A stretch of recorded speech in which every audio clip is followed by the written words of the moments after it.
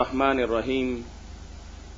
مرکز الحرمین الاسلام تیانہ روڈ فیصل آباد سے آپ کا میزبان میاں طاہر آپ کے پروگرام فتاوی آن لائن کے ساتھ حاضر خدمت ہے۔ یہ پروگرام روزانہ آپ کی خدمت میں عصر تا مغرب پیش کیا جاتا ہے۔ مختلف کیبل نیٹ ورک پر دکھایا جاتا ہے اور اس پروگرام کی ریکارڈڈ سی ڈی مرکز الحرمین الاسلامی ستیانہ روڈ سے دستیاب ہے۔ اس پروگرام میں براہ راست پوچھے گئے یا فون کالز کے ذریعے پوچھے گئے سوالات کے جوابات ممتاز عالم دین، مذہبی اسکالر، محقق، مدبر، اتحاد عالمی اسلامی کے داعی حضرت مولانا محمد اسحاق خطیب کرینیہ مسجد جال والے مرحبا فرماتے ہیں۔ اگر آپ کو بھی کوئی دینی، معاشی، معاشرتی، کاروباری یا خاندانی مسئلہ درپیش ہو تو ہمارا ٹول فری نمبر نوٹ کر لیجئے 08001117777۔ یاد رہے کہ یہ پروگرام روزانہ عصر تا مغرب آپ کی خدمت میں پیش کیا جاتا ہے۔ جی مولانا، ہمیں سب سے پہلا سوال موصول ہوا ہے جی کہ شوال کے روزوں کی شرعی حیثیت کیا ہے؟ قرآن و سنت کی روشنی کے اندر اس کی وضاحت فرما دیجئے۔ اور عام طور پر مشہور ہے کہ شوال کے روزے اگر ایک دفعہ رکھ لیے جائیں تو ہر سال رکھنے ضروری ہوتے ہیں، اور ساتھ ایک اور بھی وضاحت فرما دیں کہ 2 شوال کا لوگ کہتے ہیں کہ روزہ رکھنا ضروری ہے، باقی بعد میں بھی رکھے جا سکتے ہیں۔ شوال کے 6 روزے جو ہیں نا، یہ تو صحیح حدیث میں ہے اور رسول کریم علیہ السلام نے ان کی بڑی فضیلت بیان فرمائی ہے کہ من صام رمضان، ابو ایوب انصاری رضی اللہ عنہ روایت کرتے ہیں کہ جس نے رمضان المبارک کے سارے روزے رکھے، ثم اتبعہ ستا من شوال، پھر اس کے بعد شوال میں بھی 6 روزے رکھے، کانا کمن صام الدہر، اس کو اتنا ہی ثواب ہے جتنا پورا سال اس نے روزے رکھے۔ اور علماء نے قرآن مجید سے بھی یہ بات مستنبط کی کہ حضور نے یہ اپنی طرف سے نہیں کہ قرآن نے جب کہا کہ الحسنۃ بعشرۃ امثالھا، نیکی کا کم از کم بدلہ 10 گنا ہے، تو رمضان کے رکھے تو 10 ماہ کے تو وہ ہو گئے، اور 6 دن کے رکھے تو 60 دن کے وہ ہو گئے، 2 مہینے، پورا سال بن گیا۔ اللہ اپنے فضل سے جتنا چاہے بندوں کو نوازے، تو یہ بہت اچھی بات ہے، رکھنے چاہیے۔ اور یہاں ایک بات میں صرف آپ لوگوں کی آگاہی کے لیے عرض کر دوں کہ جو لوگ حدود کا لحاظ نہیں کرتے کہ نبی نبی ہے، امام اور عالم عالم ہے، امام ابو حنیفہ رحمۃ اللہ علیہ نے ان روزوں کو مکروہ کہا کہ یہ ساتھ بھی نہیں رکھ سکتا، پھر بھی نہیں، یہ شوال میں رکھنے ہی نہیں چاہیے۔ باقی سارے لوگ کہتے ہیں کہ یہ سنت سے ثابت۔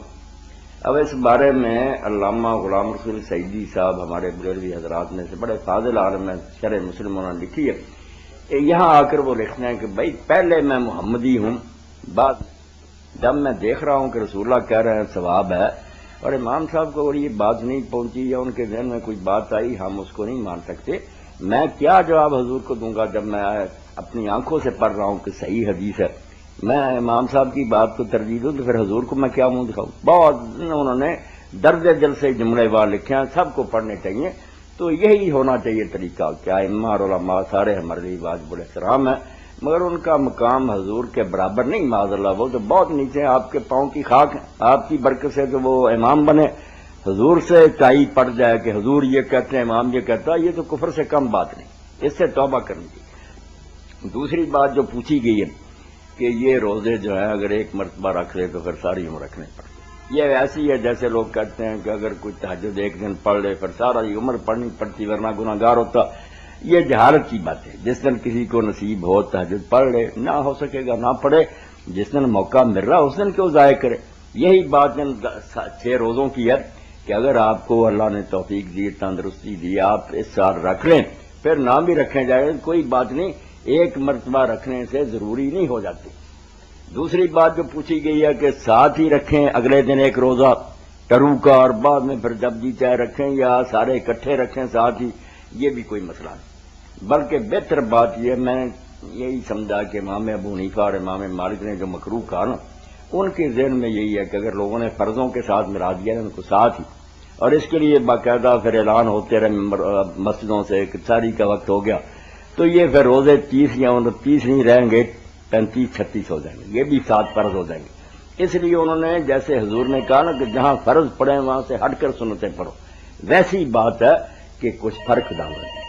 بالکل امام جعفر صادق جی کہ فتویٰ ٹھیک ہے، 3 دن تو بالکل نہ رکھیں جی السلام علیکم، اور 2 دن بعد۔ ہیلو وعلیکم جی وعلیکم السلام، صاحب جی جی پوچھیں، میں بیٹھا ہوں۔ سر عورت میک اپ کر وضو کر کے میک اپ کر سکتی ہے؟ وضو کر کے سوئی پاؤڈر لا سکتی ہے؟ ہاں لگا سکتی ہے، ہاں جی، لگا سکتی، کوئی بات نہیں نہیں ٹوٹتا ہے، ہے۔ نہیں ٹوٹتا صاحب، کریم شریم کوئی خوشبو وغیرہ گھر میں لگا سکتی ہے؟ خوشبو تو عورت کے لیے ایسی ویسے ہی منع ہے نا جو ہوا میں نہیں، گھر کے اندر اگر گھر میں ایسی خوشبو لگائے، زینت کرے، پاؤڈر وغیرہ سرخی، کوئی بات نہیں۔ اللہ نے خود قرآن میں کہا کہ وہ اپنی زینت محرموں کریں، لوگوں کے ساتھ باقی کو نہ دکھائے، بلکہ امام ابو یوسف رحمۃ اللہ علیہ نے بڑی حکمت کا یہ فتویٰ دیا کہ 3 باتوں پر تو مرد کو عورت کو مارنے کا حق ہے۔ ایک وہ نماز نہ ادا کرے، گھر سے بلا اجازت باہر جائے، اور ایک زینت نہ کرے، بناؤ سنگار نہ کرے تو مار سکتا کہ میں گھر میں آتا ہوں کیسی بد شکل نظر آتی ہو، باہر کسی فتنے میں مبتلا، تو یہ زینت کرنا بھی عبادت ہے عورتوں کی۔ وضو کے ساتھ؟ ہاں وضو کے بعد کریں، پہلے کریں، کوئی بات نہیں۔ اور امام موسیٰ کاظم رحمۃ اللہ علیہ کے بارے میں پڑھا، وہ بڑھاپے میں بھی اپنے آپ کو ٹھیک ٹھاک رکھتے، خوشبوئیں وغیرہ لگاتے، تو لوگ پوچھتے کہ آپ بوڑھے ہو کر بھی یہ کام کرتے ہیں؟ تو کہا کہ جیسے میں چاہتا ہوں کہ میری عورت میرے لیے بنے سنورے، وہ نہیں چاہتی کہ میرے خاوند میں کوئی کشش ہو، میں سرا بسا ہوں گا تو وہ نفرت کرے گی۔ تو یہ عبادت ہے، اس نیت سے کہ ہم دونوں میں محبت پیدا ہو، دوسری طرف توجہ نہ، عین عبادت۔ جی وعلیکم السلام۔ جی مولانا، ایک صاحب نے ہمیں سوال بھیجا ہے کہ مسجد زرار کے متعلق تھوڑا سا تاریخی اعتبار سے ہمیں بتا دیجیے، اور انہوں نے ساتھ ہی ایک اور سوال بھی بھیجا ہے کہ اگر گورنمنٹ کی یا کسی پرائیویٹ ناجائز قبضہ جما کے جگہ مسجد بنا لی جائے تو اس مسجد کی شرعی حیثیت کیا ہے، اور وہاں نماز ادا کرنے کے متعلق کیا حکم؟ مسجد زرار تو جانتے ہیں کہ رسول کریم علیہ السلام کے نام آخری ایام میں منافقین نے مسجد بنائی، نیت بد تھی کہ مسجد قباء کی رونق جو ہے اس میں کمی آ جائے، ہمیں ایک اڈا مل جائے، وہاں ہم سارے بد نیت اکٹھے ہوں اور آپس میں مشورے کیا کریں۔ تو انہوں نے رسول کریم علیہ السلام سے کہا کہ حضور آپ تشریف لائیں، ہم نے مسجد بنا لی ہے، برکت کے لیے آپ افتتاح فرما دیں۔ آپ نے وعدہ فرمایا کہ میں اب تو تبوک کے لیے روانہ ہو رہا ہوں، واپس آ کر میں پھر وہاں نماز پڑھوں گا، مگر راستے میں سے تو اللہ تعالیٰ نے بتا دیا کہ یہ مسجد نہیں، یہ کفر کا اڈا ہے، بے دینوں اور منافقوں کے لیے گھر بنایا، اسلام کو برباد کرنے کی کوشش ہے، تفریقم بین المومنین، اور مسلمانوں کو یہ ٹکڑے ٹکڑے کرنے کے لیے آپ اس مسجد میں بالکل نہ کریں۔ تو آپ نے پھر سفر نہیں کہا کہ کون ہے جو ذمہ داری لیتا کہ میرے مدینہ جانے سے پہلے جا کر اس کو جلا دی۔ پھر 2 صحابی گئے، انہوں نے آگ سے جلا دیا، اس کا نشان بھی مٹا دیا، اب پتہ بھی نہیں چلتا وہ کہاں تھی، یہ کہاں نہیں تھی، یہ قباء کی طرف ہی تھی، مگر اس کا محل وقوع بھی لوگوں کو یاد نہیں رہا، بالکل نام و نشان اس کا مٹا دیا آپ نے۔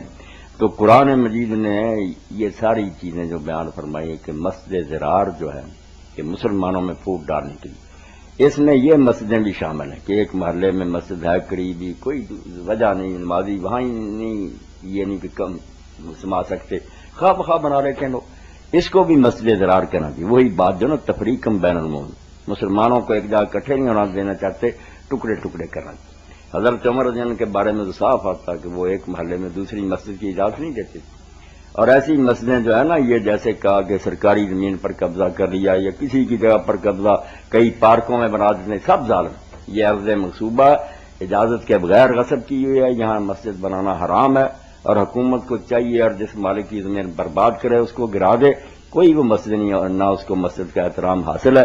وہاں نماز پڑھنا بھی جو ہے نا، کچھ لوگ تو یہ کہتے ہیں کہ جو ایسی ناجائز زمین ہے اس میں نماز بھی حرام ہے، وہ نہیں ہوتی، یہ امام احمد کا اور شیعہ حضرات کا قول ہے۔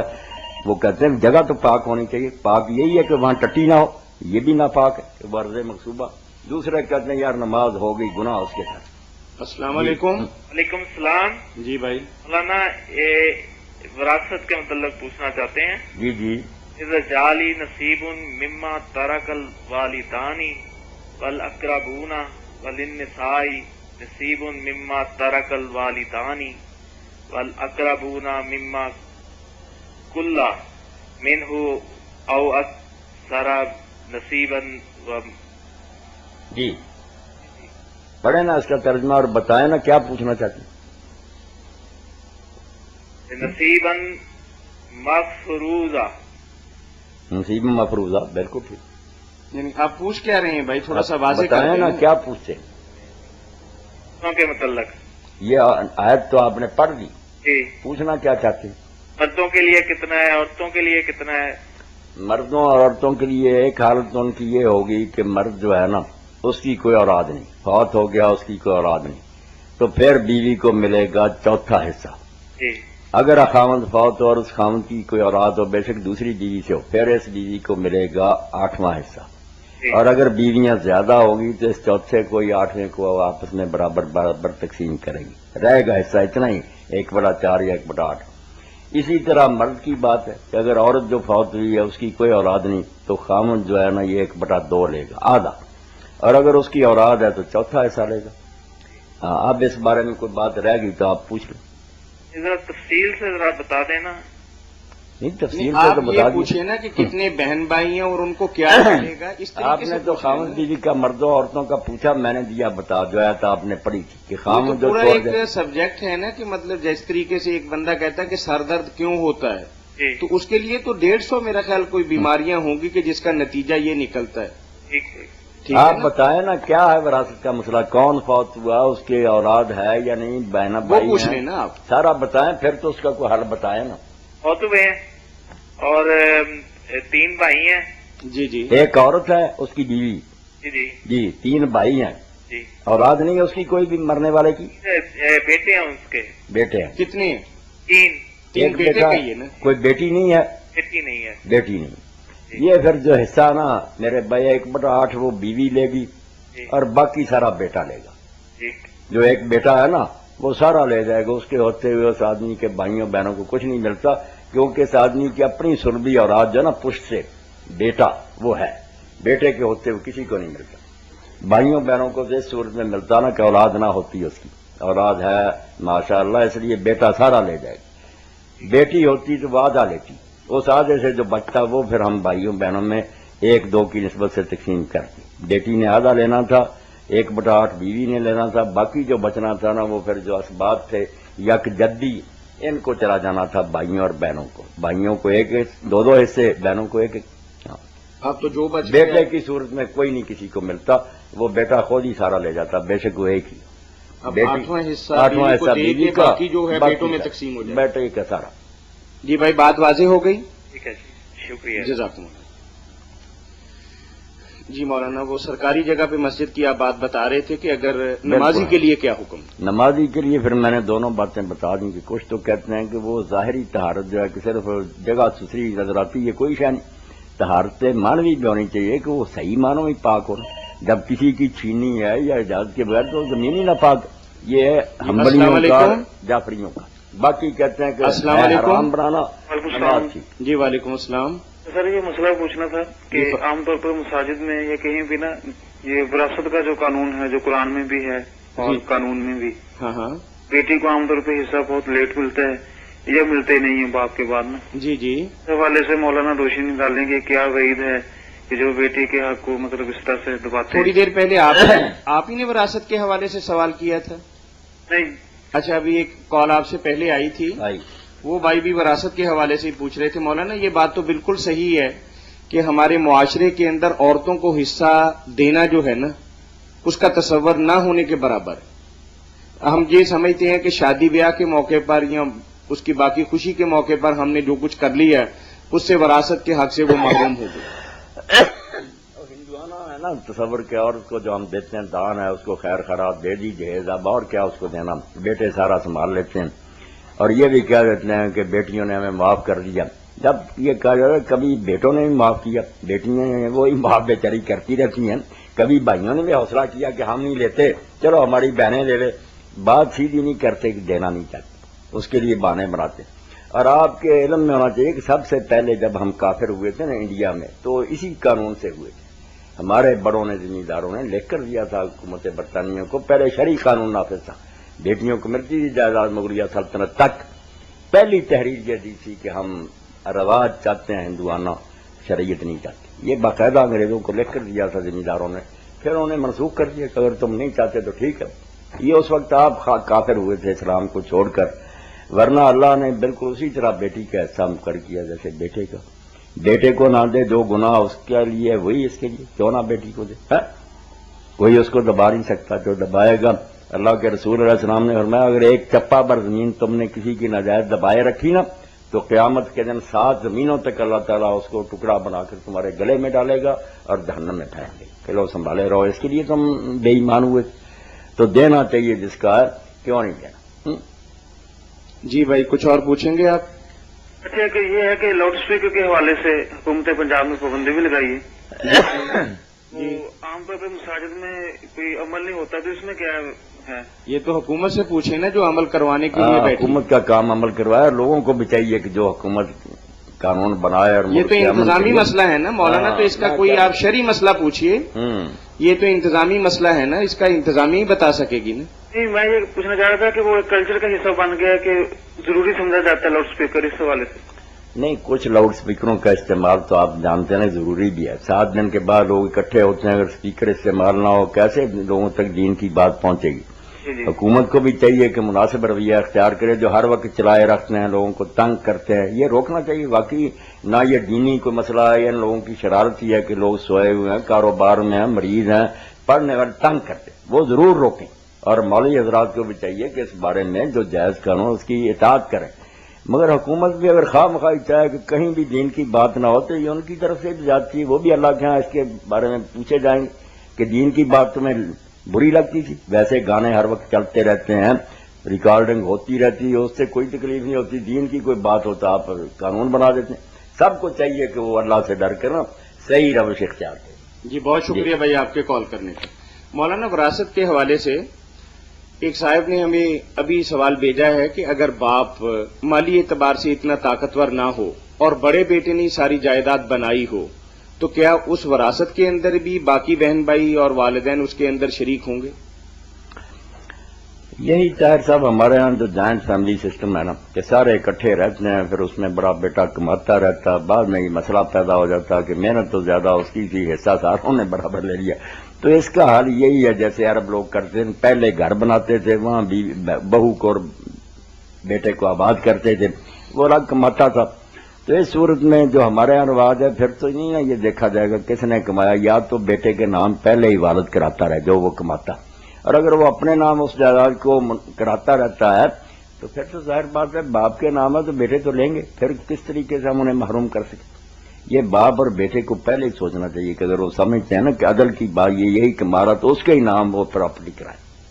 جی جوائنٹ سسٹم کے حوالے سے آپ نے بہت اچھی بات بتائی، لیکن بعض اوقات مولانا اس کے فوائد بھی ہیں اور نقصانات تو لامحالہ ہیں جیسے آپ نے بتایا. بعض اوقات ایسا بھی ہوتا ہے کہ ایک بندہ اپنی بیوی کو صرف اس بنا پر طلاق دیتا ہے کہ میرے اپنی بیوی کے ساتھ تو اچھے تعلقات ہیں، میری خدمت کرتی ہے لیکن میرے والدین کی خدمت نہیں کرتی، اس بنا پر بھی بندہ طلاق دے دیتا. ہاں، یہ تو بیویوں کو بھی سوچنا چاہیے نا کہ ایسی باتیں جس سے خاوند کے ماں باپ تک کا بھی احترام ختم ہو جائے، ایسے مسئلے بنا لیے جائیں کہ نہیں اس کے ذمہ کوئی نہیں، خاوند اس کے لیے نوکرانیاں رکھے. بھائی کہاں سے نوکرانی رکھے؟ تیرے ساتھ ان کا پتہ نہیں شاید کس طرح اس نے کیا، کوئی سارے اتنے امیر اور سیٹھ ہیں کہ وہ نوکرانیاں والدین کو لے دیں. آپ بھی بچی ہیں جیسے اس کی بیٹیاں کرتی تھیں، آپ بیٹی بن کر آئی ہیں، آپ بھی خدمت کریں. یہ مسئلہ جو ان لوگوں نے بنا لیا نا، حتیٰ کہ خاوند تک کے بارے میں کہہ دیا کہ خاوند کا ایک ہی کام ہے جو اس کو دے گی، باقی کوئی نہیں، روٹی پکا کر بھی نہیں دے گی، کوئی اس کا دھندا نہیں کرے گی، کپڑے نہیں دھوئے گی. اب اس مسئلے سے کتنے گھروں میں ویرانی پھیلی. جدہ میں لوگ تھے، وہ جماعت اسلامی سے متعلق تھے، بھائی گیا، اس آدمی نے کہا میرے بھائی کے کپڑے دھو دو. اس نے کہا کوئی نہیں، میں تو چہرے بھی نہیں دھو سکتا. پڑی ہوئی تھی، دین پڑا ہوا تھا، تو دین نے بیڑا لوگوں کا غرق کیا. ابن قیم لکھتے ہیں رسول اللہ کی بیٹی سے بڑی کسی کی شان ہے فاطمہ کی؟ کیوں وہ چکی پیستی تھی، کیوں پانی ڈھوڑتی تھی، کس طرح وہ آٹا گوندتی تھی، علی نے کوئی خادمہ دی تھی اس کو؟ کوئی شرم کرو، یہ معاشرت ہے. اس طرح مل جل کر آ جاتا ہے کہ وہ کیا بس میں بن سنور کر بستر پڑاؤں گی، باقی سارے دھندے آپ کریں. خواہ مخواہ کی بات. اور جب میں کہتا ہوں اچھا اگر آپ نے یہ مسئلہ پڑھ لیا نا بیشتی زیور سے تو وہی لکھا آپ بیمار ہوں گی، وہی نہیں دوائی دے گا، نہیں علاج اس کے ذمہ آپ کا باپ کرے یا آپ اپنی طرف سے کراتی پھریں، مریں پھر آپ، پھر عقل آئے گی. تو یہ ساری باتیں غلط ہیں. مل جل کر رہنے میں واقعی بہت برکت ہیں، مگر بڑے بھائی کا پھر خیال بھی کرے نا کہ اس نے زیادہ محنت کی تھی، دوسرے بھی پھر حوصلہ ذرا بلند کرے، دے دے اس کو کہ زیادہ کماتا رہا، چلو ابا جی زیادہ بھی دے دیں کچھ نہیں. جزاکم اللہ. جی ایک بھائی نے ہمیں سوال بھیجا ہے کہ اگر غلطی سے وقت سے پہلے روزہ کھول لیا تو شرعی اعتبار سے کیا حکم ہے؟ یہ بہت اہم مسئلہ ہے، اس کے بارے میں بیان کرنا ضروری ہے. کبھی ایسا ہو جاتا ہے کہ آدمی نے سمجھا کہ سورج غروب ہو گیا، گھڑی آگے پیچھے ہو گئی یا کسی طریقے سے غلطی لگ گئی، اس نے وہ روزہ افطار کر لیا، یا کروا دیا لوگوں کا کرا اعلان دیا، ہی دے دی. بعد میں پتا چلا کہ سورج کبھی تھا. تو اس بارے میں جو ائمہ اربعہ نا، چاروں امام یہ تو کہتے ہیں کہ وہ غلطی سے روزہ کھولا اس لیے کفارہ تو کسی نے نہیں کہا کہ وہ 60 روزے رکھے، یہ کوئی نہیں کہتا. یہ کہتے ہیں کہ ایک روزہ اس کی جگہ رکھنا پڑے گا. مگر جو محقق اور نیک لوگ تھے انہوں نے کہا یار اس کی کیا غلطی ہے، جیسے غلطی سے آدمی کھا پی لیتا، وہ معافی دی ہے دین نے. اس نے سمجھا غروب ہو گیا، اگر وہ سمجھتا کہ سورج ہے پھر کھولتا، پھر توڑتا، پھر 60 روزے رکھتا. اس لیے میں پڑھ دیتا ہوں، یہ فقہ سننا میرے ہاتھ میں پہلی جلد سید صاحب کی 466 صفحہ 9 نمبر مسئلہ. اذا اکلا و شاربا جامع زانن غروب الشمس اور خلاف ذلك. ہاں کر لینا. السلام علیکم. وعلیکم السلام ورحمۃ اللہ وبرکاتہ. جی بھائی. مولانا صاحب میں ایک کتاب پڑھ رہا سی رسائل بہاولپوری، جی ਉਹਦੇ ਵਿੱਚ ਨਬੀ ਅਲੈਹਿਸ ਸਲਾਮ ਦੇ ਇੱਕ ਹਦੀਸ ਸੀ ਬਈ ਬਿਨ ਕਾਬ ਰਜ਼ੀ ਅੱਲਾਹ ਤਾਲਾ ਸਾਬਤ ਸੀ ਕਿ ਔਰਤਾਂ ਨੇ ਉਹਨਾਂ ਨੂੰ ਕਿਹਾ ਕਿ ਤੁਸੀਂ ਨਾ ਸਾਨੂੰ ਇਸ ਤਰ੍ਹਾਂ ਕਰੋ, ਅੱਜ ਤਰਾਵੀਆਂ ਦੀ ਜਮਾਤ ਜਿਹੜੀ ਹੈ ਨਾ ਇਹ ਕਰਵਾ ਦਿਓ. ਤਾਂ ਬਈ ਬਿਨ ਕਾਬ ਰਜ਼ੀ ਅੱਲਾਹ ਤਾਲਾ ਨੇ ਉਹਨਾਂ ਨੂੰ ਆਖਿਆ ਕਿ ਉਹਨਾਂ ਨੂੰ 11 ਰਕਾਤਾਂ ਮਸਲ 3 ਵਿਤਰ ਤੇ 8 ਰਕਾਤਾਂ ਜਿਹੜੀਆਂ ਨਾ ਉਹਨਾਂ ਨੂੰ ਪੜਾਈਆਂ ਤੇ ਦੱਸਿਆ ਜਾ ਕਿ ਨਬੀ ਅਲੈਹਿਸ ਸਲਾਮ ਨੂੰ ਕਿ ਯਾ ਰਸੂਲullah ਅੱਜ ਮੈਂ ਆਹ ਕੰਮ ਕੀਤਾ ਵਾ, ਤੇ ਨਬੀ ਅਲੈਹਿਸ ਸਲਾਮ ਨੇ ਉੱਤੇ ਖਾਮੋਸ਼ੀ ਦਾ ਇਜ਼ਹਾਰ ਕੀਤਾ. اس حدیث کی صحت کے بارے ذرا پتا کر دو کہ حدیث صحیح ہے. یہ ساری حدیثیں جو ہے نا کہ حضرت عبید بن کعب نے عورتوں کی امامت کرائی، حضور کو بتایا آپ خاموش رہے. کسی جگہ یہ بھی ہے کہ وہ تقریباً خوش ہونے کے لائق سی بات. یہ ساری جڑی حکیم صاحب باتیں ہیں صحیح، سب جانتے ہیں. فتح الباری آپ دیکھ لیں، اس میں حافظ بن حجر رحمۃ اللہ نے لکھ کر کہا کہ نہیں اس کی سند کوئی نہیں صحیح. ایسے ہی جو قیام اللیل ہے مرضی کی وغیرہ حدیثوں نے شائع کی ہے، اس پہ حاشیہ لکھے، اس میں بھی صاف لکھا کہ ان میں یہ راوی ضعیف ہیں. باقی لوگ اپنے مطلب کی خاطر سب کچھ کرتے ہیں، کیا کریں، گروہ بنے ہوئے. جی جی نہیں صحیح نہیں روایت، یہ روایت صحیح نہیں ہے. نہیں. اچھا جزاک اللہ. ہاں تو لکھتے ہیں کہ اگر کسی نے کھا لیا یا پی لیا یا دماغ بھی کر لیا یہ سمجھتے ہوئے کہ سورج غروب ہو گیا، یا یہ سمجھتے ہوئے کبھی فجر نہیں ہوئی، فظہر خلاف ذلک، مگر معاملہ اس کے الٹ نکلا، فجر بھی ہو چکی تھی یا سورج بھی غروب نہیں ہوتا. فعلیہ القضاء عند جمہور العلماء ومنهم الائمۃ الاربعہ، تو ان پر صرف قضاء ہے کہ وہ ایک روزہ رکھ. یہ جمہور علماء کہتے ہیں، انہیں میں سے 4 امام. یہ چوٹی کے روز وذهب اسحاق ابن راہوے وداؤد وابن حزم وعطاء وعروہ والحسن البصری ومجاہد الى ان صومه صحیح، کہ روزہ ان کا ٹھیک ہے، ولا قضاء ہے، کوئی قضاء نہیں. لقول اللہ تعالی لیس علیکم جناح فیما اخطأتم به ولکن ما تمت قلوبکم، کیونکہ اللہ نے قرآن میں یہ اصول بیان کر دیا کہ جو کام غلطی سے ہو جائے گا اس پر ہم کوئی پکڑ نہیں کریں گے، جو جان بوجھ کر کرو گے پکڑ اس پر ہے. ولقول رسول اللہ صلی اللہ علیہ وسلم ان اللہ وضع امت الخطا الی آخر القدمہ، اور حضور نے بھی فرمایا کہ میری امت سے جو کام غلطی سے ہو جائے اللہ نے اس کا گناہ اٹھا لیا. وروا عبد الرزاق قال حدثنا معمر عن الاعمش عن زید بن وهب قال افطر الناس فی زمن عمر بن الخطاب، حضرت عمر رضی اللہ عنہ کے زمانے میں لوگوں نے روزہ افطار کر لیا. تو زید بن وہب کہتے ہیں فرأیت اساسا، میں نے دیکھے بڑے بڑے پیالے لائے گئے برتن، اخرجت من بیت حفصہ، حضرت عمر کی بیٹی ہے رسول اللہ کی بیوی کے گھر سے لے آئے گا. فشارب، لوگوں نے پی لیا. ثم طلعت الشمس من صاف، پھر بادل میں سے سورج نکلا. فکان ذلک شک علی الناس، لوگوں کو یہ بات بڑی اب بھاری معلوم ہوئی کہ اب کیا بنائیں گے. فقالوا نقضی هذا اليوم، انہوں نے کہا اس روزے کی قضا رکھ لیں گے. قال عمر لما، کیوں رکھیں گے؟ واللہ ما تجسنا لیس، ہم نے کوئی جان بوجھ کر گناہ کیا کوئی نہیں، ہم نے سمجھا سورج غروب ہو گیا. یہ سارے ابن تیمیہ کا پھر آگے حوالہ کہ پتہ چلا لا یجب القضاء، کہ کفارہ تو لگ رہا، قضا بھی کوئی نہیں. حضور کے زمانے میں یہ اسماء کہتی ہیں ایسے ہی ہوا تھا، سورج نکلا تھا. فإن النبی صلی اللہ علیہ وسلم یامر بالقضاء، حضور نے قضا کا کوئی حکم نہیں، اگر ہوتا کتابوں میں نقل ہوتا بس. اگر مولانا ہمارے پاس بھی گھڑیاں نہ ہوتی تو آج سے 7-8 برس پہلے شاید یاد ہو آپ کو کہ رمضان کے پورے ایک مہینے کے اندر ہم نے سورج نہیں دیکھا تھا. نہیں دیکھا. دھند اتنی پڑ رہی تھی، سردی اتنی زیادہ تھی کہ 12 بجے ایسے لگ رہا تھا کہ مغرب نہیں بلکہ عشاء کا وقت ہو گیا. عشاء. یہ تو گھڑیوں کی وجہ سے ہم بچ گئے. جی السلام علیکم. جی السلام علیکم. جی وعلیکم السلام. جی مجھے مولانا صاحب سے غیبت کے بارے میں پوچھنا تھا کہ ایک شخص کی غیر موجودگی میں اگر ہم ایسی بات کہیں کہ اگر اس شخص کو کے سامنے کہیں تو اس کو بری لگے، اس کو غیبت بولتے ہیں. جی جی. تو مولانا صاحب اس طرح تو ہر بات کا نہ کوئی پہلو کسی دوسرے کے متعلق ہی ہوتا ہے، اور ہمیں اپنی ہر دوسری بات پہ یہی گمان ہوتا ہے کہ ہم کسی دوسرے کی غیبت کر رہے ہیں. تو آپ پلیز اس بارے میں رہنمائی فرمائیے کہ اس کی حدود آخر ہیں کیا؟ Thank you. غیبت کے بارے میں لوگوں نے جو سمجھ لیا نا کہ کسی کے پیٹھ پیچھے اس کی سچ مچ جو برائی بیان کرنا، اس کو ہی صرف مکمل تاریخ سمجھ لیا. اس سے میری بچی ساری مشکلیں پیدا ہوئی. اب واقعی ٹھیک ہے کہ بہت سی چیزیں تو ایسی ہیں کہ وہ ہر وقت ہم کر سکتی ہے، بند کر. جی جی.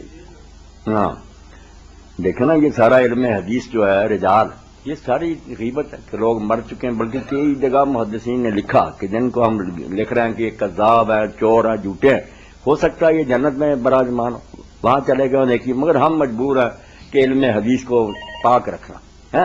اسی طرح یہ گواہوں پر جرا کی جاتی ہے، لوگ بیان کرتے. جی جی بات سنتی رہے نا. جی مولانا پھر شروع سے. ہاں تو یہ علم رجال جو ہے اس میں راویوں پر جرا کی جاتی ہے. اسی طرح قاضی پوچھتا ہے ایک دوسرے فریق سے کہ یہ گواہ جو لائن کے بارے میں بتاؤ، وہ برائیاں بتاتے ہیں، یہ چور ہیں، انہوں نے فلاں وقت بات بیانتی کی. حضور صلی اللہ علیہ وسلم سے پوچھا فاطمہ بنت قیس نے کہ میرے ساتھ نکاح کرنا چاہتے ہیں حضرت معاویہ اور فلاں فلاں. حضور نے صاحب بتا دیا کہ وہ کنگال ہے معاویہ، اس کے پاس ٹکا ہی. اور یہ جو ہے نا ابو جہل یہ ہر وقت کندھے پر لاٹھی رکھتا ہے، ہڈیاں توڑ دے گا، تم اس سے نکاح کر لو اسامہ بن جائے. یہ ان کی غیبت کی آپ نے. اس طرح اور بھی بہت سے واقعات ہیں. ایک شخص آ رہا تھا، آپ نے فرمایا یہ اپنے قبیلے کا بدترین آدمی ہے، مگر جب آیا بہت عزت تھی اس کی. لوگوں نے بعد میں پوچھا، فرمایا برے آدمی کی برائی سے بچنے کے لیے اگر ایسا کر دے کہ اس کے ساتھ اچھا بڑھتا ہو، ان بدماشوں سے ایسے ہی جان بچانی چاہیے، خواہ اپنے گریبان کو ہاتھ ڈلوانا. تو اس سے بچہ پتہ کیا لگا، ایک شرط بڑھانی پڑے گی، سارا مسئلہ حل ہو جائے کہ محض کسی کی تحقیر کے لیے کہ ذلیل و رسوا ہو جائے، اس کے پیٹھ پیچھے اس کو برا کرنا، یہ بری نیت. اگر اصلاح کی نیت ہے کہ آپ اس کے ماں باپ کو بتا رہے ہیں یہ بچہ بروں کے ساتھ بیٹھتا شراب پینے لگا، یہ ٹھیک بات ہے، آپ چاہتے ہیں اس کو درست کیا جائے.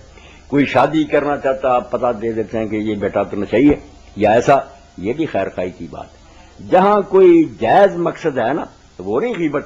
غیبت ہے کہ کوئی تعلق نہیں آپ کا، صرف بدنام کرنا چاہتے ہیں کہ اس کی کوئی عزت نہ رہے، یہ کمینہ حرکت ہے. جب آپ کا کچھ بگڑتا نہیں کیوں اس کو بدنام کرنا چاہیے؟ یا اس کی اصلاح کی کوشش، کسی حاکم کو اطلاع دے کہ یہ برا ہے، پولیس قابو پائے، والدین کو.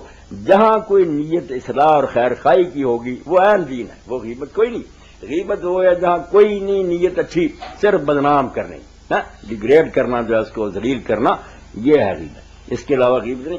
اور اگر ریاض الصالحین مل جائے امام نبوی رحمۃ اللہ علیہ کی، تو انہوں نے 6 چیزیں جو ہے نا غیبت سے باہر ہیں، بظاہر وہ غیبت ہی مگر وہ حدیثوں سے ثابت کی ہیں کہ یہ دیکھو خود رسولہ کر رہے. تو بہت اچھی ہے وہ بحث، پڑھنی چاہیے. جی جی بہت بہت شکریہ مولانا صاحب. مولانا صاحب ہلو. جی جی جی سن رہے ہیں مولانا آپ کی بات. فرض کریں کہ اگر ہم کوئی بات کسی کے بارے میں کر رہے ہیں اپنی انجوائمنٹ کی خاطر، خود ہی میں مطلب آپس میں ڈسکس کر رہے ہیں اس بات کو، مطلب نیت ایسی نہیں ہے کہ اس کو بدنام کیا جائے، اور انجوائمنٹ لے رہے ہیں اس بات کی.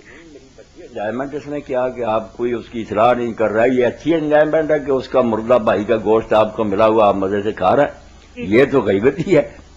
اصلاح کی غرض سے کوئی برائی کی جائے نا، بیان وہ ٹھیک. اوکے تھینک یو، بہت شکریہ مولانا صاحب، بہت شکریہ. بہت شکریہ. ایک صاحب نے ہمیں سوال بھیجا ہے کہ ایک دن کے اعتکاف کا زیادہ سے زیادہ دورانیہ کیا ہو سکتا ہے اور اس کا ثواب کیا ہے؟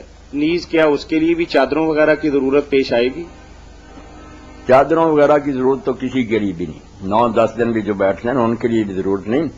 بٹ اگر ایسا پردہ بنا لیں تو اچھی بات ہے، چلو لوگوں سے لگ رہے ہیں. ورنہ ایسے نیک اور سارے لوگوں کا تذکرہ بھی کتابوں میں ملتا ہے جن نے انہوں نے جان نماز بھی نہیں بچائی، کسی کو پتہ ہی نہیں چلا کہ یہ لوگ اعتکاف میں بیٹھے ہیں، دوسرے نمازیوں میں ملے جلے رہتے تھے.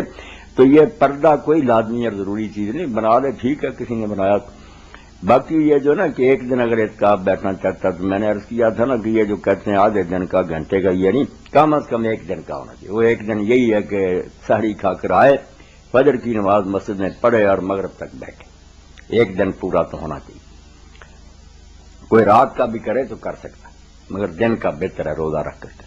کسی کو رات کو بھی وقت ملتا نا کہ مغرب سے فجر تک تو بیٹھ جائے، جتنا حصہ نصیب ہو سکتا وہ لے لے. السلام علیکم. وعلیکم السلام. مولانا हीरों पे ज़कात होती है? हीरों पर जी, नहीं, हीरों पर कोई ज़कात। ये 1.5-2 लाख का है। 1.5-2 लाख का अगर तो आप बेचना चाहते हैं ना, उसको खरीदो फरोख्त करते हैं जैसे ये ज्वेलर हजरात के, फिर तो है, वो तजारती माल है ना, उसकी कीमत लगाएं, हर साल जितना आपके पास स्टॉक है उसकी ज़कात देनी होगी।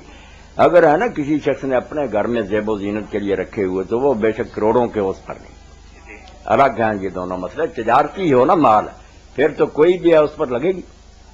जी पूछे ना, अब क्या बात है आपके ذہن में? ठीक है, वो 1.5 लाख का सुन्यारों से खरीदा है जी।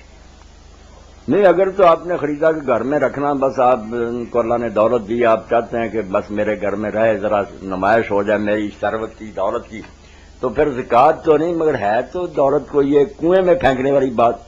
क्या करना आपने, यही 1.5 करोड़ वगैरह किसी कारोबार में लगाते, कितनी खल्के खुदा रोटी कमाती, आपको भी अल्लाह नफा देता, तो है याशी मेरे भाई, इसमें कोई शक नहीं, ज़कात नहीं। ये ज्वेलर से खरीदा और पहनती हैं औरतें। चलो औरतें पहनती हैं, अल्लाह ताला ने उनके लिए जीनत को हलाल किया। मौलाना ने बड़ी वजाहत के साथ फरमाया है कि आपने उसे तिजारत के लिए खरीदा है या ज़ेबो ज़ीनत के लिए खरीदा है? ज़ीनत के लिए। अगर ज़ेबो तो ज़ीनत, हाँ, अब फिर नहीं है ज़कात। अगर आपने इसलिए खरीदा है कि कल को मैंने बेचना है, फिर ज़कात है, फिर ज़कात। जी जी भाई। वालेकुम। जी वालेकुम अस्सलाम। एक साहिब ने सवाल भेजा है कि अगर कोई आदमी जी गैर महरम लड़की की बोसा ले ले तो रोजे की हालत के अंदर उसके लिए शरई तौर पर क्या हुक्म है, कि उसका रोजा बरकरार रहेगा या रोजे की कज़ा देनी पड़ेगी? ये कज़ा वगैरह की बात नहीं है, रोजा बरकरार रहेगा। भाई एक तो है कानून, ठीक है, हम कहते हैं कि वो अभी जिंदा है, मरा नहीं है, मगर क्या जिंदा है? जब रोजे की जो रूह थी, जब अपनी बीवी के करीब जाने से भी रोका गया था, तो ये बात तो ऐसे तो खतरा ही खतरा कार ले। जी अस्सलाम वालेकुम। वालेकुम सलाम जी, मैं अदनान बोल रहा हूँ गुलबर्ग से जी। गुलबर्ग से बात कर रहे हैं जी, फरमाइए भाई। मेरा सवाल ये है जी कि ये लैलतुल कदर जो होती है, ये रात रमजान शरीफ में लोग कहते हैं जी आखिरी अशरे में आती है। जी जी। तो इसमें कल मौलाना साहब फरमा रहे थे कि ये सारे साल में भी किसी वक्त आ सकती है, ये तहज्जुद पढ़नी चाहिए, किसी वक्त भी इसका ज़रूर हो सकता है। जी जी। तो ये दो मुख्तलिफ राय इस वक्त हमारे सामने आई हैं, इसके बारे में जरा ज़ाहिर ख्याल फरमाएं। ये बात ठीक है आपकी। असल में ये बात है कि आप जानते हैं कि लैलतुल कदर को अल्लाह ने मख्फी रखा, उसके रसूल को भी इल्म दिया गया, मगर आप बताने के लिए आए लोग झगड़ पड़े, वो बात उसी तरह पोशीदा रह गई। अब बस ये अंदाजे ही है ना कि ज्यादा लोगों ने ख्वाब देखे पिछले हिस्से में, तो आपने फरमाया तुम्हारे ख्वाब मुत्तफिक हो गए हैं, इसलिए आखिरी ताक रातों में तलाश करो।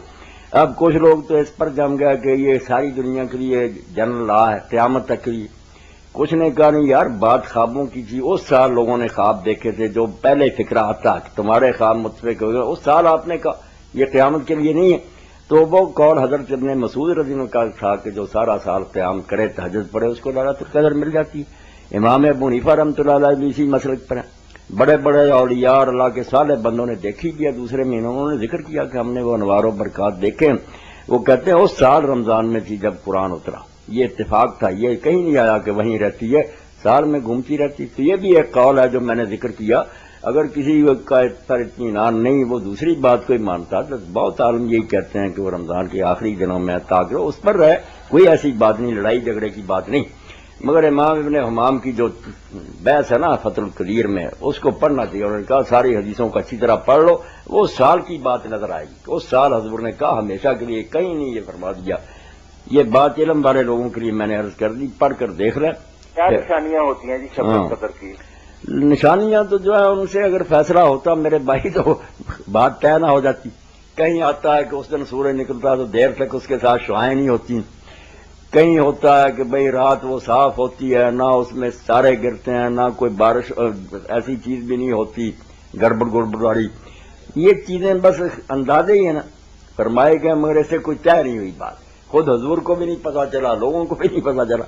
ये निशानियां कोई वादे करती तो इब्ने हज़म कहते हैं यार हजूर को और साहबा को पता न चल जाता, कोई पता नहीं चलता कि क्या ये क्या। बातनी तौर पे इंसान रूहानी तौर पे कैसे महसूस करता है کہ میں ليلۃ القدر پائی؟ نہ بس جو نیک لوگ ہیں نا جنہوں نے زیادہ بات کی ان کا تو بھائی یہی وہ کہتے ہیں ہمیں تو روشنیاں بھی نظر آتی ہیں، ہم تو بہت سی عجیب و غریب چیزیں دیکھتے ہیں، ہم ان کو جھٹلا بھی نہیں سکتے، کیوں کہیں کہ وہ غلط کہتے ہیں، اللہ کا فضل ہو سکتا ہے ہر بندے پر۔ کئی لوگوں نے بتائی، شیخ الاکبر نے بہت جگہ تک فرمایا کہ میں نے اس مہینے میں بھی دیکھی، اس مہینے میں بھی۔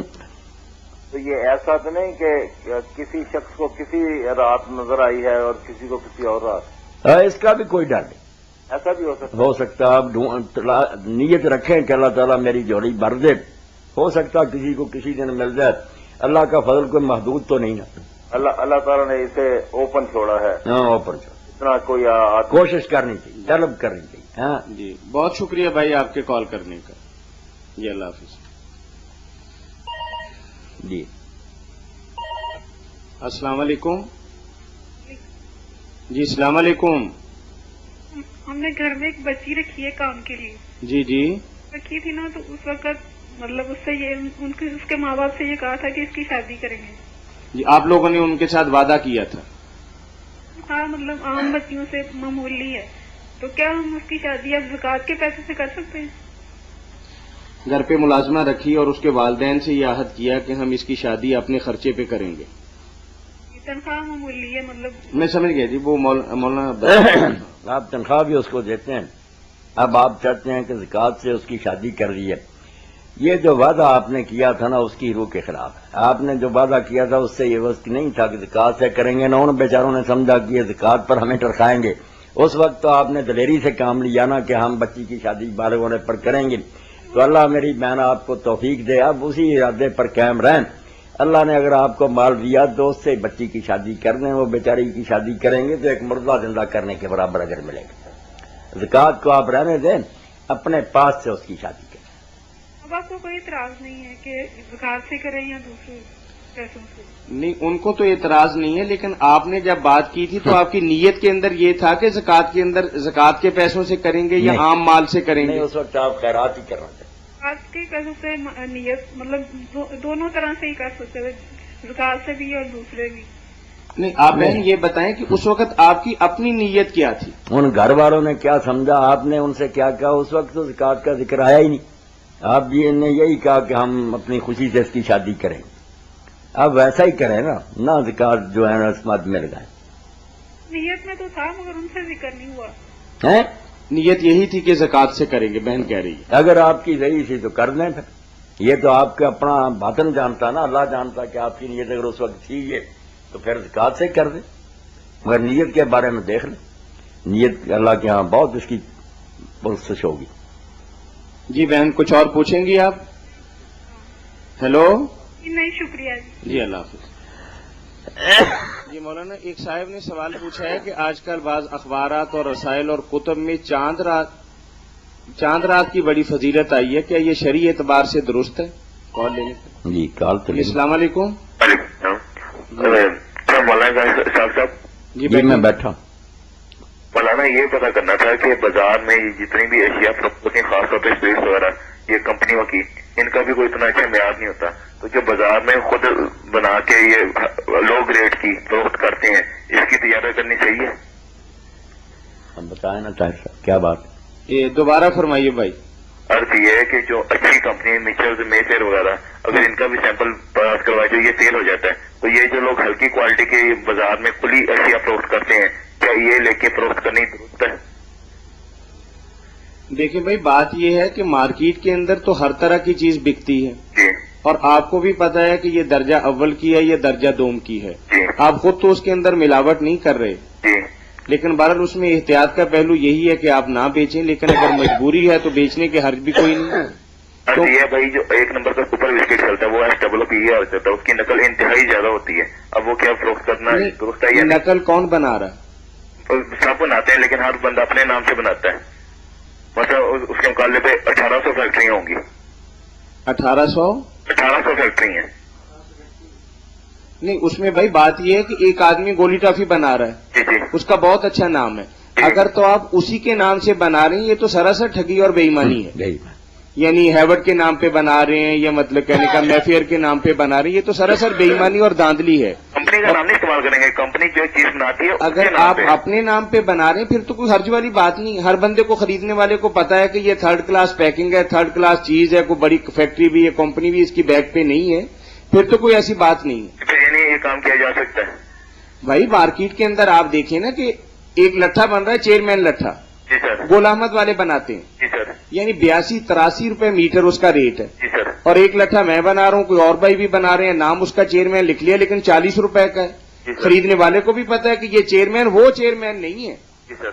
ये तो उसकी अपनी मतलब सवाबदीद पर है ना कि खरीदे या ना खरीदे। सर जी جی मेहरबानी सर। जी बहुत शुक्रिया। کیا کہہ رہے تھے میں تو سمجھ نہیں سکتا آواز مولانا مارکیٹ کے اندر ایسا ہوتا ہے کہ بعض اوقات نا ایک ہی نام کی 2 پروڈکٹ آ جاتی ہیں۔ جی۔ مثلا آپ گھی دیکھیں، گھی بنانے والے اس وقت میرا خیال ہے کہ ملک کے اندر سینکڑوں ادارے ہوں گے، کشمیر بھی ہے، داتا بھی اب تو کلو میں بکنے لگ گیا ہے نا، جی۔ حبیب بھی دیکھ لیں اور اس طرح کے اور بے شمار ہیں، لیکن جو ڈالڈا خریدنے والے ہیں وہ کبھی حبیب نہیں خریدیں گے، اور جو حبیب خریدنے والے ہیں کہ وہ درجہ اول ہے یا مطلب داتا ہے یا کوئی اور نام ہے وہ نہیں خریدیں گے، کیونکہ اگر کوئی ڈالڈا فیکٹری بنانے والی ہے لیور برادرز، میں بھی اگر ڈالڈا کے نام پہ بناؤں گا یہ تو سراسر چیٹنگ اور بےایمانی ہے نا۔ بے لیکن اگر میں اپنا کوئی نام دے کے بنا لیتا ہوں، نام اس کا بناسپتی گھی رکھ لیتا ہوں، تو وہ کوئی مذاکرے والی بات نہیں۔ نہیں وہ تو سب جانتے وہ کمپنی جو اس کا آلہ ہے ان کا گھڑیے وہ لگا اگر اسی نام پر بنائے نا پھر غلط بات۔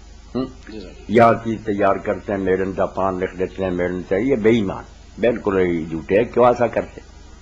جی چاند رات کی فضیلت کے بارے میں مولانا آپ کیا چاند رات کی فضیلت؟ وہ کہہ رہے ہیں کہ مختلف اخبارات اور رسائل اور کتب کے اندر چاند رات کی فضیلت لکھی ہوئی ہے کہ اس رات بندہ عبادت کرے گا، دل زندہ رہے گا، جنت کے اندر جائے گا، کیا یہ روایت؟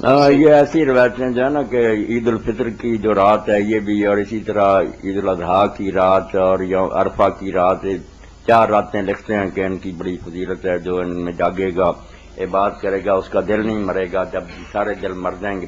یہ بالکل بروٹی بات ہے، بالکل ضعیف موضوع پرلے درجے کی ہے، کوئی اس کا فائدہ نہیں، نہ اس کی طرف توجہ کرنی چاہیے، بلکہ جیسے ابن قیم کہتے ہیں نا کہ اللہ کے رسول نے کیسا حکمت بڑا کام کیا، ساری عمر تہجد پڑھی مگر حج کے موقع پر جو رات تھی نا مزدلفہ کی 10ویں سو کر گزار، بس وطر تک نہیں پڑے، 2 رکھتے عشاء کی پڑھی، 3 مغرب کی، بس نہ کوئی سنت نہ وطر، سوئے رہے فجر تک، فجر اٹھ کر پڑھی ہے۔ اس دن قیام اللیل بھی چھوڑ دیا کہ امت کو آسانی مہیا کی جائے، لوگ جان بوجھ کر تنگی میں پڑتے ہیں، 29-30 دن تھوڑا جاگیں، اللہ قبول فرمائے، کچھ آرام کریں، سیر سپٹا کریں، مزہ کریں، کیوں اپنے آپ کو تنگ کرتے؟ کوئی نہیں اس ذات کی فضیلت۔ یہ سلسلہ تلا حدیث ضعیفہ میں نا علامہ صاحب نے ساری ایک جگہ اکٹھی کرنی ہے، جتنی بھی کتابوں میں آتی ایک ایک پر بحث کر دیے کہ ان کے راوی جو ہیں جھوٹے ہیں، کوئی ثابت نہیں۔ جزاکم اللہ۔ ایک سوال ہمارے تک پہنچا ہے جی کہ جب زکوٰۃ اکٹھی کرنا اسلامی مملکت کا کام ہے، جب اسلامی ریاست کا وجود ہی نہیں ہے تو پھر زکوٰۃ کیوں کر اور کیسے اکٹھی کی جائے گی؟ کیا ہے انفرادی طور پر زکوٰۃ ادا کرنے سے قرآن جس معاشرے کی تشکیل کا خواہاں ہے اس کی تکمیل ہو رہی ہے؟ یہ سوال جو ہے نا یہ ہے کہ آپ اپنے سامنے ٹارگٹ تو رکھتے ہیں بہت اونچا کہ اسلامی معاشرہ ہو، امیر المومنین ہو، وہ جمعہ پڑھائے، عید کی نماز کی امامت ہو یا اس کے عمل کریں، زکوٰۃ وہ لیں، اور اگر وہ نہیں تو سارا برباد کرنا چاہتے ہیں کہ سارا کام ختم ہو جائے، یہ غلط بات ہے۔ اگر وہ ہو خلیفہ اسلامی حکومت تو بالکل معیاری یہی بات ہے کہ حکومت ہی وصولے، وہی خرچ کرے، نمازوں کا اہتمام بھی وہی کرے، کسی مسجد میں کوئی مولوی پرائیویٹ نہ ہو، حکومت کی طرف سے مامور وہاں امام ہوں، مؤذن ہوں، خطیب ہوں، اور مرکز میں خود امیر المومنین خطبہ دے اور وہی نماز پڑھائے، اور علاقوں میں بھی ان کی طرف سے مامور جن کو اس نے مقرر کیا نا، یہی بات تھی جس کی وجہ سے امام ابو حنیفہ رحمۃ اللہ علیہ نے یہ کہہ دیا کہ جمعہ اور عید کی امامت کے لیے یہ شرط ہے کہ سلطان یا اس کا نائب حاضر ہو، اگر وہ نہیں ہوگا نہ جمعہ ہوگا نہ عید ہوگا، لوگ نہ اپنے طور پر پھر زور کی نماز پڑھیں، جمعہ نہیں۔ بات تو بڑی اونچی تھی، واقعی جب اسلام زندہ تھا، حکومت تھی ہماری، کام تو یہی تھا کہ خود حاکم آئے، آگے آگے اس کے چلتا تھا نیزہ، فوج ساتھ ہوتی تھی، اللہ اکبر کے نعرے ہوتے تھے، وہ نیزہ میدان میں جا کر گاڑا جاتا، سترا جو ہمارے لکڑیوں کا بنا نہیں ہوتا، نیزہ مسلمانوں کا نشان ہوتا تھا کہ امیر المومنین اس کا علمبردار ہے، جہاں ظلم ہوگا ہم پیش قدمی کر کے کچل دیں گے ظالم، مگر ہم بے بس ہو گئے۔ اب وہ کام امریکہ کر رہا، ہم چیختے ہیں وہ ٹھیک ہے ظلم کے لیے کر رہا، مگر بات ٹھیک ہے کہ دنیا میں ایسا بندہ ہونا چاہیے کہ جہاں ظلم ہو گردن دبو دو. یہ مسلمانوں کی حیثیت تھی. ہم چھوڑ بیٹھے, ہم تو انصاف کے لیے تو نیزہ ہوتا تھا, نیزہ آگے گاڑا جاتا, اس کی طرف منہ کر کے نماز پڑھائی جاتی اور وہاں سے ہی پھر حضور لشکر روانہ کرتے. یہ بھی حدیث میں آتا کہ یبعث البعوث, جدھر جدھر فوجیں روانہ وہاں سے جاتی, مسلمان نعرے لگاتے. اب ہم گئے مار. اب تو بات یہ ہے کہ کیا ہے ہماری عید یہ ہے عید محکومہ ہجوم مومن. غلام قوموں کی عید یہ ہے کہ کلمہ کو اکٹھے ہوتے ہیں, ہر بونگ چلے جاتے غیر منظم لوگ. عید آزاداں شکو ہے ملک. جب آزاد لوگوں کی عید ہوتی تھی وہ روب ہوتا تھا, دنیا کانپتی تھی, اور اسی لیے حکم تھا کہ عورتوں تک کی بھی لاؤ, حیض کے دنوں میں جائے ان کو بھی لاؤ, ساری دنیا دیکھے کہ مسلمانوں کا مجمع. نہیں رہی بات. مگر اب یہ نہیں ہونا چاہیے کہ ہم اس اونچی چیز کو ڈھونڈتے ہوئے تھوڑا جو ہے ہمارے پاس وہ بھی چھوڑ بیٹھے. نہیں, بعد میں خود انہوں حنفی علماء نے اپنے کتابوں میں کہ تب ہوگی, جمعہ تب ہوگا جب سلطان آئے گا یا اس کا نام, مگر انہوں نے دیکھا وہ تو آتے ہی نہیں کم وقت, ہم جمعہ عیداں چھوڑ دیں. اسی پر مولانا عبدالعلی لکھنوی رحمۃ اللہ نے کہا اگر اس فتوے پر انگریزی دور میں عمل ہوتا تو 2-4 صدیوں میں مسلمانوں کو بھول ہی جاتا کہ یہاں کوئی جمعے کی نماز بھی ہوتی. شکر ہے کہ یہ فتویٰ دفن ہو گیا, لوگوں نے اپنے طور پر پڑھنا شروع کر دیا. یہ ہے گزارے کی بات, ہے معیاری بات وہی. اس کے لیے آپ کرتے کراتے کچھ نہیں, سوال کرتے ہیں کہ تھوڑا بہت جو ہو رہا یہ بھی ختم ہوئے. آپ سارے ملے نا کہ وہ نظام آئے معاشرہ, اس کے لیے تو کوئی محنت نہیں کرتا.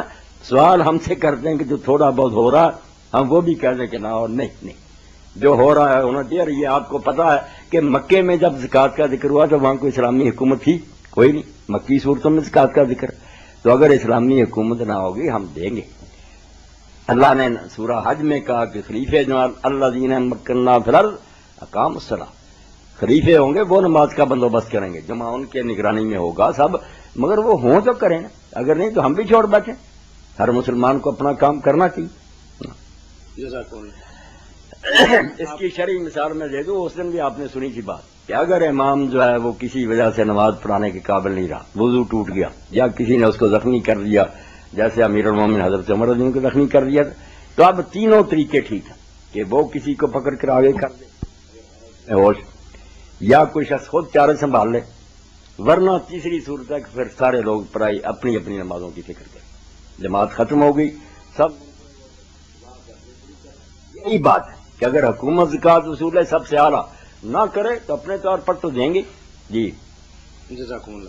مولانا ابھی آپ نے ہیرے کی زکوٰۃ کے متعلق فرمایا کہ اس کے اندر زکوٰۃ نہیں ہے, تو ایک بھائی نے اس کے متعلق سوال بھیجا ہے کہ سونا اور چاندی بھی ایک دھات ہی ہے, اگر اس پر زکوٰۃ ہے تو ہیرے پر زکوٰۃ کیوں نہیں ہے؟ تھوڑا سا شرعی طور پر خلجان ہے واضح. ہاں بالکل, یہ پوچھنا چاہیے کیوں. جو ہے اس کا اصل جواب تو یہ ہے کہ اللہ رسول میں یہ جو ہے نا ہیرے وغیرہ سارے یہ سمن نہیں ہے, قیمت نہیں بنتے, ان کو خریدتے ہیں ہم قیمت سے. دنیا میں جو قیمت بننے والی چیز اللہ نے بنائی نا کہ اس کے عوض چیزیں خریدی جائے, آپ وہ کوئی چیز نہیں, ہم نے چیز بنا لی ہے نا کہ روپے کے عوض میں روپیہ مانگتے, روپیہ کیا, وہ تو ایک قوت خرید ہے. یہ سونا چاندی ہے سمن, مسمن جو ہے نا اس سے چیزیں وہ دوسری. سود میں یہی خرابی ہے کہ جو قیمت بنائی گئی تھی لوگوں نے اس کو ایک خرید و فروخت کی چیز بنا لیا, اس پر پیسے لگانا شروع کر دی. یہ صرف قیمت کے لیے رکھے گئے کہ لوگ کاروبار میں لگائیں, گردش میں رائے سرمایہ. یہ ہیرے وغیرہ جو مرضی ہیں یہ کوئی سمن نہیں, نہ کبھی یہ قیمت کے طور پر معاشرے میں رائے. جو سکہ تو نہیں نا, یہ سونا چاندی سکہ, یہ نوٹ وغیرہ بھی بنائے گئے تو انہیں کی بنیاد پر بنائے گئے. پہلے ضمانت ہوتی تھی کہ خزانے میں اتنا سونا رہے, اس کی گارنٹی پر اتنے نوٹ بنے گے. تو سونا اور چاندی جو یاد رکھیں یہ سمن ہے, یہ ہے ایک قیمت. اللہ تعالیٰ نے ایک چیز دوسرے تبادلے کے لیے مقرر کیا. یہ جو چیز آپ نے کہی یہ پتھر پتھر ہے زینت کے لیے, کبھی نہیں معاشرے میں یہ سکے کے طور پر آئی. جی جزاکم اللہ. اگر کوئی آدمی اپنی بیوی کو مذاق کے اندر لفظ طلاق کہہ دے تو کیا اس کے کہنے سے طلاق واقع ہو جاتی؟ تو ہنسی مذاق کے اندر بھی بعض اوقات میاں بیوی اس طریقہ کا کھیل کھیل لیتے. ابو ہریرہ رضی اللہ عنہ سے ایک روایت بیان کی جاتی ہے کہ رسول کریم علیہ السلام نے فرمایا 3 کام جو ہے نا ان میں ہنسی مذاق اور سوچ سمجھ کر کی ہوئی بات ایک ہی ہے, نکاح ہے, طلاق ہے, غلام آزاد کرنا.